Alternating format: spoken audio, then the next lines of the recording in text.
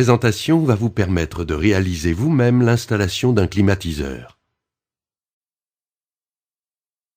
Voici les différentes étapes de la pose d'un climatiseur. Si vous souhaitez revenir sur l'une ou l'autre des étapes, il vous suffira de cliquer dessus.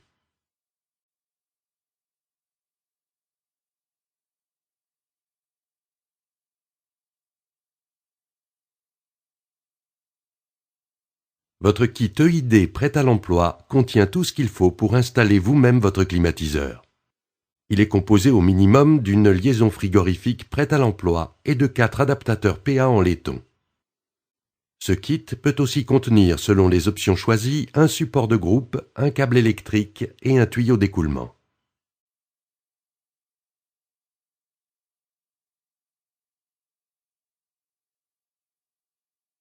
Pour installer vous-même votre climatiseur avec le kit EID, seuls quelques outils suffisent.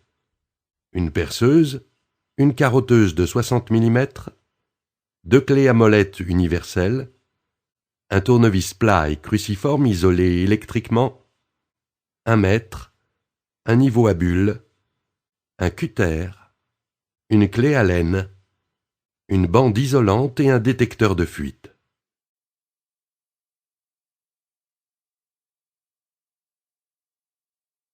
Il est nécessaire de s'assurer que pendant le transport, les appareils n'aient subi aucun dommage. Il est important que l'emballage de l'unité extérieure reste en position verticale. À réception du matériel, n'hésitez pas à ouvrir les emballages en présence du transporteur pour un meilleur contrôle.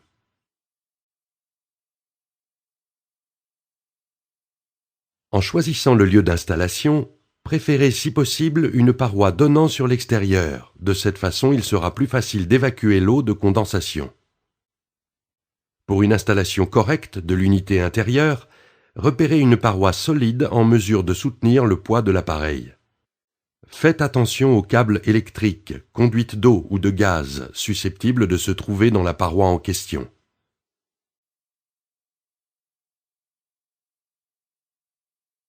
La hauteur de l'unité par rapport au sol doit être comprise entre 1,80 m et 2,60 m. Pensez à prévoir un espace suffisant autour de l'appareil pour effectuer les opérations normales d'entretien. Il est important qu'aucun obstacle ne bloque la circulation de l'air, tant du côté de l'aspiration que de celui du soufflage.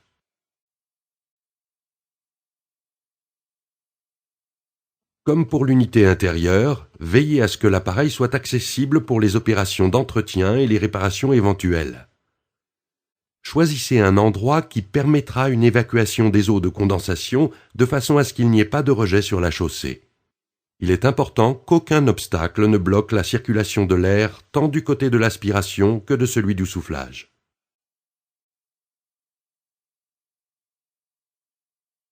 Sortez l'unité de son emballage et déposez-la avec soin sur une surface plane. Retirez ensuite la plaque de fixation située au dos de l'unité. Pour monter la plaque de fixation, positionnez-la sur le mur. Vérifiez la bonne horizontalité de la plaque avec le niveau à bulles. Marquez les points ou percez avec un crayon entre 6 et 8 points répartis de part et d'autre de la plaque. Percez aux endroits prévus avec la perceuse. Fixez la plaque au mur en utilisant les fixations appropriées.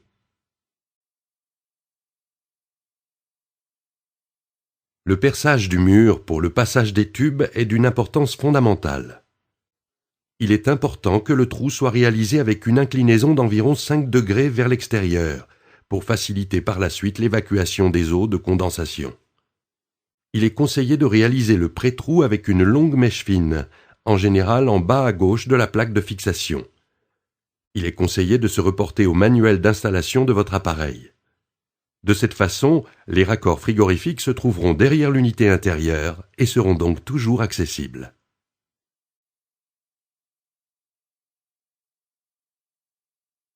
Utilisez à présent la carotteuse de 60 mm de diamètre pour effectuer le perçage définitif.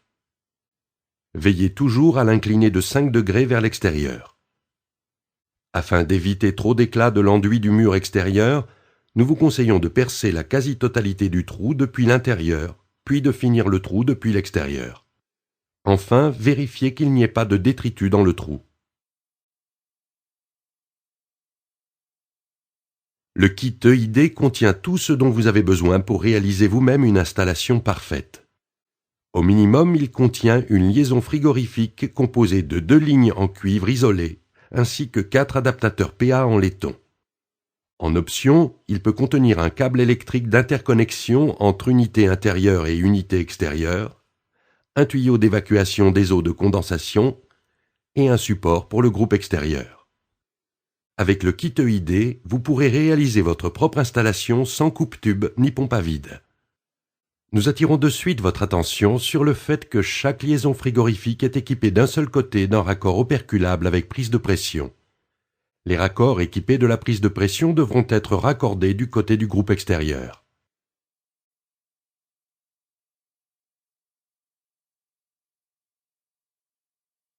Alignez les liaisons frigorifiques, le câble électrique et le tuyau d'évacuation d'eau.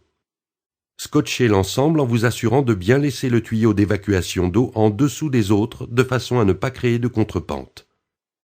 Faites passer le plus délicatement possible les liaisons dans le trou sans abîmer l'isolation des tubes et tout en veillant à avoir les raccords avec la prise de pression côté groupe extérieur. Il est conseillé d'utiliser une cintreuse au diamètre adapté ou de réaliser des courbes douces pour réaliser les coudes des tuyaux en cuivre.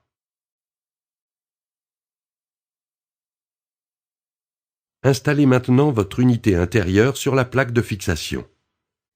De façon à travailler plus aisément, nous vous conseillons de décoller l'unité intérieure du mur à l'aide d'un tournevis que vous pouvez positionner entre la plaque de fixation et l'appareil. Ainsi, vous aurez plus de place pour réaliser vos raccords. Pour monter les adaptateurs PA fournis avec le kit, retirez tout d'abord les bouchons situés à l'extrémité des tubes de l'unité intérieure. Enlevez les bouchons de protection des adaptateurs PA du kit EID. Vissez manuellement les adaptateurs PA sur les raccords de l'unité intérieure jusqu'au bout, en butée. Tracez avec un feutre une ligne unissant l'adaptateur PA au raccord du tube. Puis, avec 2 clés à molette universelles, serrez en vissant avec une rotation d'un quart de tour. Le non-alignement conséquent de la ligne tracée indiquera le niveau de serrage. Montez ensuite le deuxième adaptateur PA selon le même procédé. Retirez le bouchon en plastique situé à l'extrémité du raccord frigorifique. Présentez le raccord de telle façon qu'il soit parfaitement aligné avec l'adaptateur PA. Vissez à la main le raccord sur l'adaptateur PA. Si vous n'y parvenez pas, c'est qu'ils sont mal alignés. Ne forcez surtout pas avec une clé, il vous suffit simplement de redresser un peu les raccords de telle façon qu'ils soient parfaitement alignés. Utilisez maintenant 2 clés à molette universelles et serrez le raccord frigorifique à l'adaptateur PA jusqu'à ce qu'il soit embuté. Une fois embuté, exercez un serrage soutenu, 45 Nm à la clé dynamométrique si vous en possédez une. Répétez l'opération pour la connexion de l'autre liaison frigorifique. Isolez les connexions à l'aide d'une bande isolante. Il est important d'isoler correctement la totalité des raccords pour éviter tout phénomène de condensation. Cependant, dans le cas où vous possédez un détecteur de fuite, il vous faudra attendre de passer à l'étape 7 avant de finir d'isoler complètement vos connexions. Ainsi, vous pourrez contrôler l'étanchéité des connexions sous pression, puis finir d'isoler correctement les tubes une fois certain de la bonne étanchéité de votre installation.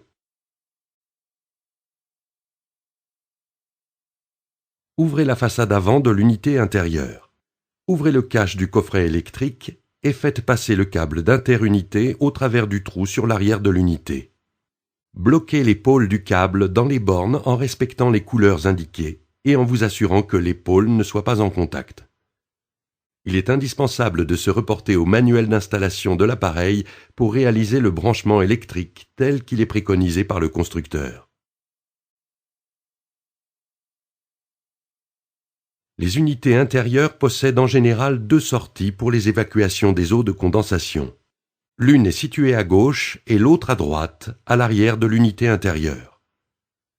L'une est équipée d'une manchette d'évacuation souple d'environ 50 cm et l'autre est équipée d'un simple bouchon en caoutchouc. Manchettes souples et bouchons sont interchangeables. Vous pouvez donc choisir celui des deux qui est le plus pratique pour vous. Il est conseillé d'utiliser la sortie qui correspond au trou que vous avez réalisé dans le mur, de telle façon à avoir une évacuation en direct sur l'extérieur.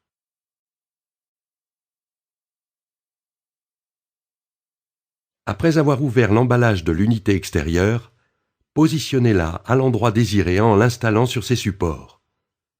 Assurez-vous qu'elle soit bien de niveau et fixez-la avec la visserie fournie.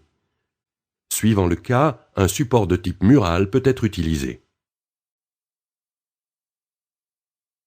Installez les tubes le long du mur, puis réalisez les coudes qui permettront le cheminement souhaité pour atteindre l'unité extérieure.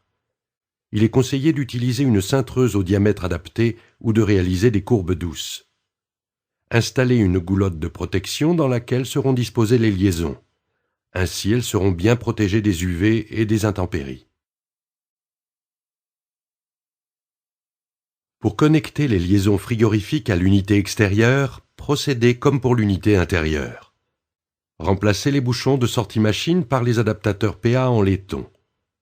Vissez manuellement les adaptateurs PA sur les filetages des raccords de l'unité extérieure jusqu'à ce qu'ils soient embutés. Puis utilisez les clés à molette universelles pour effectuer le serrage final de 1/4 de tour, en procédant avec un feutre comme auparavant. Pour connecter la liaison frigorifique, enlevez le bouchon du raccord à l'embout du tube. Vissez à la main le raccord sur l'adaptateur PA. Utilisez ensuite 2 clés à molette universelles et serrez le raccord operculable jusqu'à ce qu'il soit embuté. Exercez un serrage soutenu, 45 Nm. Répétez l'opération pour la connexion de l'autre liaison frigorifique. Ouvrez le cache du coffret électrique de l'unité extérieure. Pour connecter le câble électrique d'interconnexion, bloquez les pôles du câble dans les bornes en respectant les couleurs indiquées et en vous assurant que les pôles ne soient pas en contact. Un câble d'alimentation et une protection électrique devront être également prévus et installés tel que le préconise le constructeur pour le modèle que vous avez choisi. N'oubliez pas que l'installation électrique devra être réalisée selon les normes en vigueur. Bloquez les câbles avec un presse-étoupe et refermez le cache de protection du coffret électrique.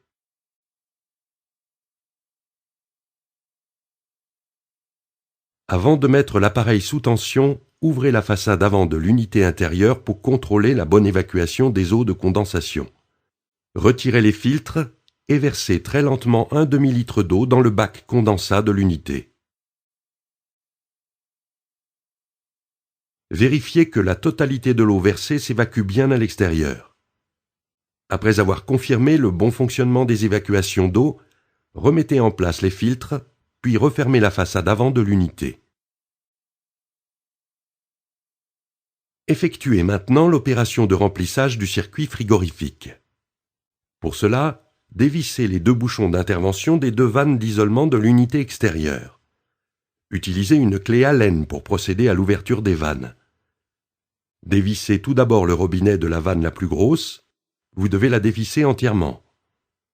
Dévissez ensuite le robinet de la vanne la plus petite, entièrement elle aussi. Une fois le réfrigérant libéré dans le circuit, contrôlez l'étanchéité de vos connexions à l'aide d'un détecteur de fuite si vous en possédez un. Lorsque vous êtes sûr de la bonne étanchéité de votre installation, vous pouvez finir d'isoler complètement les connexions, puis vous pouvez refermer le capot de l'unité intérieure.